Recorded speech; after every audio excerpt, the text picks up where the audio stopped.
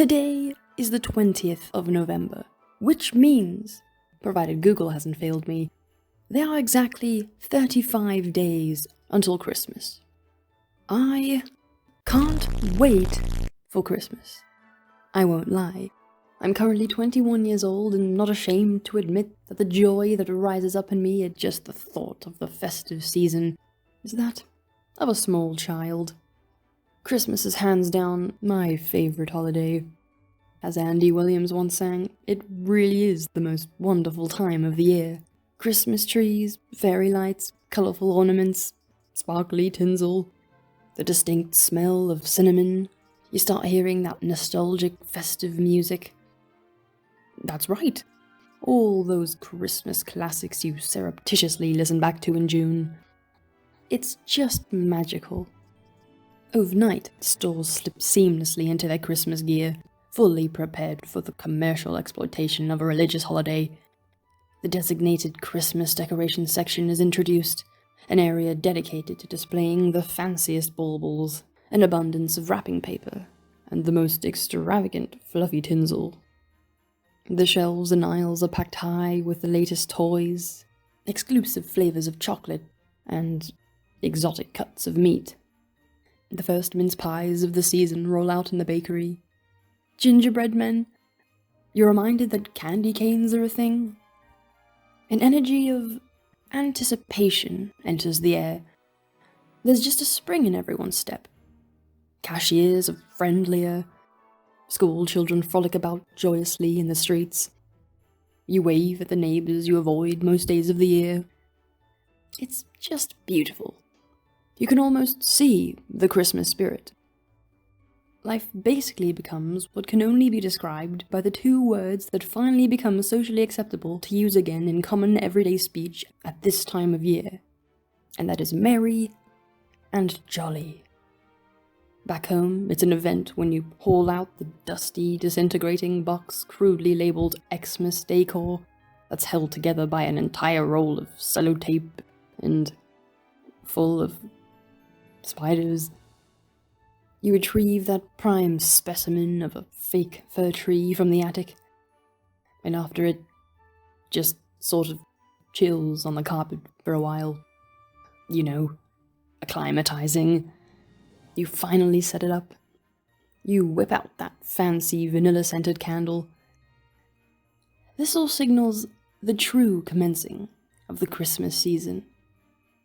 And sometimes, it's literally done the day before the 25th. And with this beautiful time comes all those fun, festive family traditions, like decorating the tree, redecorating the tree, arguing about how to decorate the tree, replacing your tree because it's over a decade old now, made in China, and decided to spontaneously collapse under its own weight in the night. It's just such a sentimental time, glittered with fond memories and rediscoveries. Like those strange macaroni angels and cotton ball snowmen you made in grade 2. The tragic remains of broken glass baubles we don't speak of. And Michael Bublé's Christmas album. You snuggle up for the annual viewing of all those beloved, yet bizarre, childhood Christmas movies you feel the moral obligation to rewatch every year. We see family, catch up with old buddies, dabble in some bashful Christmas baking, maybe get to go on holiday, and somehow, we always end up doing last-minute Christmas shopping.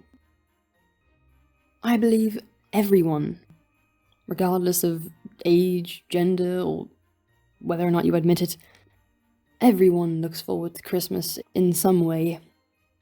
Whether it's for the nostalgia, the time spent with the ones you love, the pretty lights, that good red wine sauce, those cheeky reindeer, or just the time of work or out of school.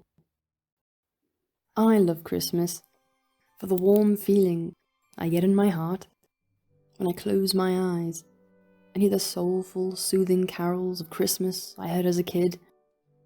Right there, I'm 5 years old again.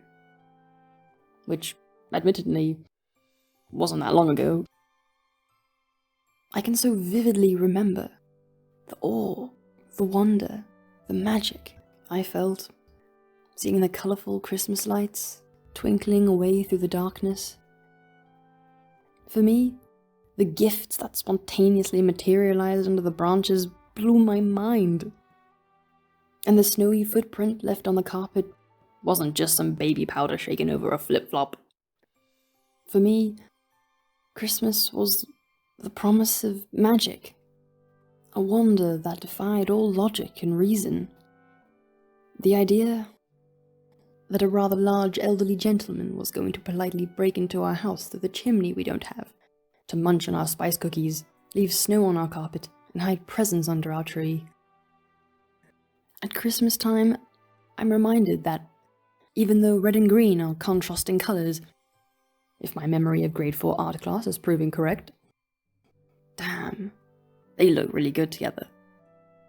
And while life isn't always great, and sure, my family might not be perfect, but man, we can really have near perfect seeming moments together that I'll cherish forever. When the tree's shimmering as gorgeously as ever, the music's got us feeling something spiritual.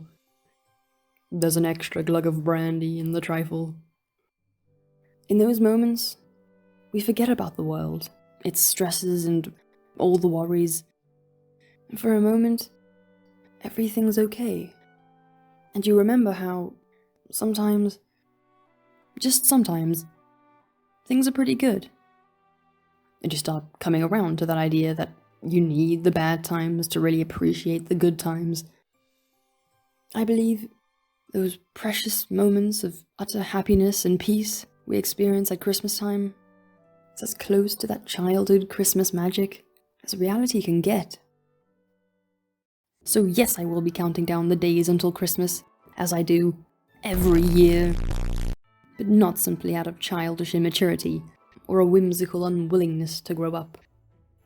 It's because, as Edna Ferber once said, Christmas isn't a season, it's a feeling. And I'm sure we'll agree that, at times, life sucks. But it doesn't always suck.